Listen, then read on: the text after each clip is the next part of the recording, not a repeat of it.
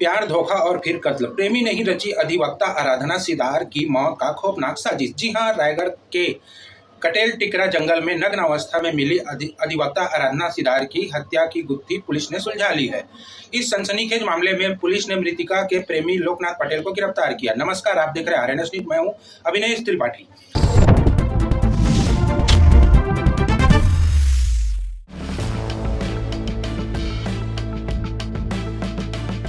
Police के मुताबिक लोकनाथ पटेल पहले ही शादीशुदा था और आराधना सिदार को लगातार शादी का दबाव बना रहा था।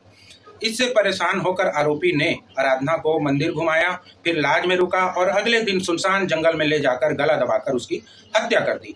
इतना ही नहीं, वारदात के बाद आरोपी ने मृतका का मोबाइल उसकी बहन और उसकी सहेलियों से बात कर शक भटकाने की भी कोशिश की। सीसीटीवी फुटेज, बाइक नंबर और तकनीकी जांच के आधार पर पुलिस ने आरोपी तक पहुंची।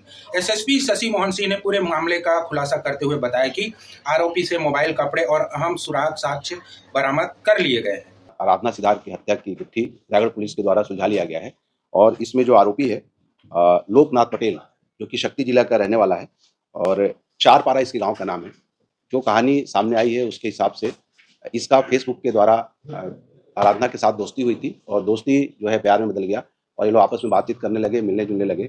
और ये व्यक्ति चूंकि शादीशुदा था और ये बात उस महिला वकील से इसने छुपा के रखा था, लेकिन अंततः एक दिन इसकी पत्नी की डीपी के माध्यम से इसकी पत्नी ने जब अपना डीपी चेंज किया तो उस आराधना को जब ये पता चल गया तो इस बात को लेकर इनके बीच में विवाद होने लगा और आराधना इसके साथ शादी करना चाहती थी। ये लगातार कन्विंस कर रहा था लेकिन अंततः बात बनी नहीं। फिर इसने ये डिसाइड किया कि मैं फाइनली जो है या तो इसे कन्विंस करूंगा और अगर नहीं मानेगी तो इसे रास्ते से हटा दूंगा।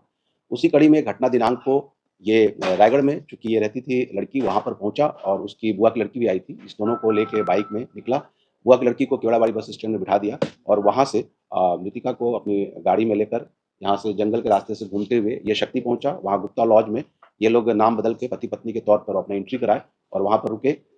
वहाँ पर भी इनके बीच में इस बात के लिए फिर से विवाद हुआ, जिसमें कन्विंस करने की कोशिश कर रहा था कि मैं शादीशुदा हूँ, पॉसिबल नहीं है कि तुमसे शादी कर पाऊँ।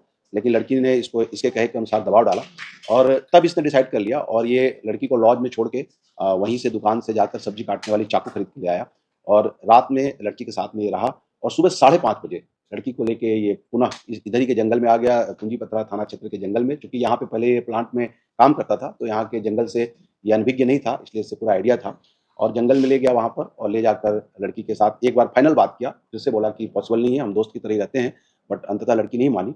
फिर वहाँ पर इसके साथ प्रेम करने का नाटक किया और पीछे से जाके इसका गला दबा दिया और गला दबाने के बाद जब वो गिर गई बेहोश होके तो फिर पत्थर, वहाँ जो पत्थर रखा हुआ था, पत्थर से इसके सर को कुचल दिया और जो चाकू रखा हुआ था उससे भी वार किया और उसके बाद वहाँ से ये फरार हो गया, चाकू वाकू सब धो धा के, और ये घर पहुँच गया। इस बीच में ये लड़की बन के ही मोबाइल से जो मोबाइल चालू था उस पर बात भी किया है और उसके एटीएम से पैसे भी निकाले हैं। पुलिस को 2 दिन लगे डेड बॉडी को शिनाख्त करने में, लेकिन जब एक बार डेड बॉडी शिनाख्त हो गई तो पुलिस ने प्रोफेशनल तरीके से और अपने टेक्निकल टीम की सहायता से, हमारी साइबर की टीम और कुंजीपत्रा के थाना प्रभारी राम किंकर यादव की टीम लगातार इसमें लगी रही। कई सीसीटीवी फुटेज को खंगाले गए और रायगढ़ पुलिस को सीसीटीवी फुटेज में एक लड़का लड़की जाते हुए दिखे, जिसमें वो नंबर भी आया, नंबर प्लेट। उस नंबर प्लेट के आधार पे मालिक का पता किया गया और साथ ही फिर टेक्निकल टीम भी काम कर रही थी और अंततः इसका लोकेशन शक्ति में मिला। कल शक्ति पुलिस की सहायता से हमारी टीम वहाँ गई थी, रात को इसे रेड किया गया। रात को पुलिस को पहले बहुत घुमाने की कोशिश किया, लेकिन जब इसे तमाम सबूत दिखाए गए तब ये अंततः राजी हुआ और इसने अपनी कहानी बताई कि ये पूरी कहानी का विवरण यही था कि चूंकि लड़की इस पर शादी का दबाव डाल रही थी, इसलिए इसने उसकी हत्या कर दी।